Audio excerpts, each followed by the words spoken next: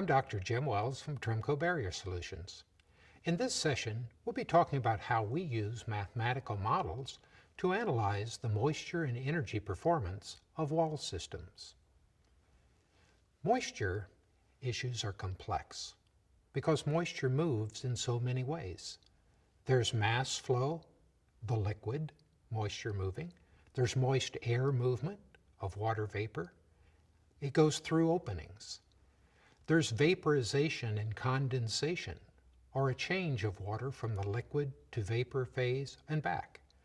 There's sorption and desorption. Certain materials soak up water and then release them, or store them and release them later. There's capillary action. And finally, there's diffusion, which is moisture vapor moving through solid materials. We need to understand all of these effects to answer questions like, am I building too tight? How tight is too tight? What's a problem? What's a solution? To answer those questions, we use mathematical models. Performance models must include all of the significant aspects of moisture, or they can lead to incorrect conclusions. As the old saying goes, garbage in, garbage out. In 1938, we didn't have smartphones, we didn't have calculators, we didn't have computers, and so a very simple model was proposed. In 2014, we have much more sophisticated analytical tools, and now we can deal with performance models that include all of the significant aspects.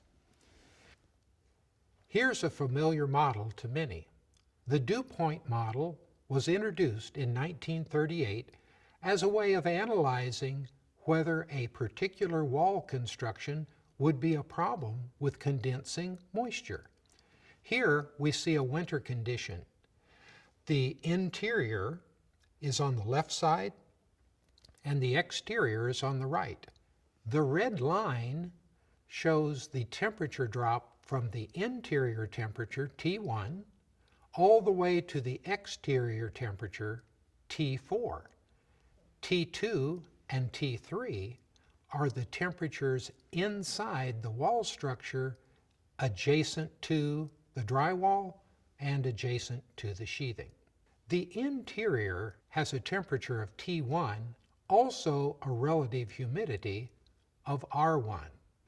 Finally, the last thing we need to know, the drywall has an insulation value of R1, the insulation within the cavity has a value of R2, and the insulation value of the sheathing is R3. The conclusion of the Dewpoint model says, if your temperature drops below the dew point of the air that is calculated from the interior temperature T1 and the relative humidity RH1, then that is an inappropriate wall structure and could cause moisture problems.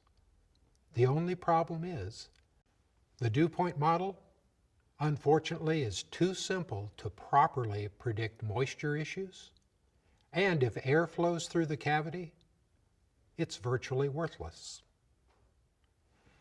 A much improved model, again shown in a winter condition,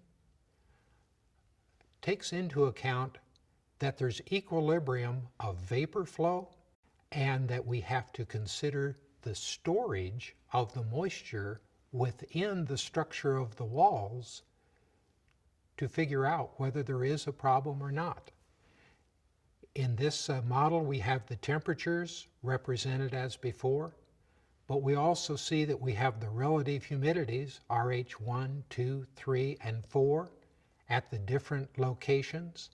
And so we actually can calculate, again, using our improved tools for analysis, the equilibrium vapor flow across the interior drywall and across the sheathing. And it is a balance provided by all of these, the equilibrium vapor flows, the storage into the wood structure of the wall, that's used to truly determine whether there's an issue or not. If we use the Dewpoint model to predict the condensation or potential condensation of moisture within a wall system, we can look at 3 cities: Tampa, Lexington, Kentucky, and Minneapolis, Minnesota. The 3 points represented are the surface of the drywall just inside the wall cavity, the center of the wall cavity, and the surface of the OSB sheathing just inside the wall cavity. From the graph, you can see that on the interior surface next to the drywall, there's no humidities greater than 100%, so no problem. In the center of the cavity, there's no humidities over 100%, so no problem. But at the sheathing surface, both Lexington and Minneapolis weather conditions would say, by the Dewpoint model, that the relative humidity would exceed 100% at that location and so result in condensation. Now, does that really happen?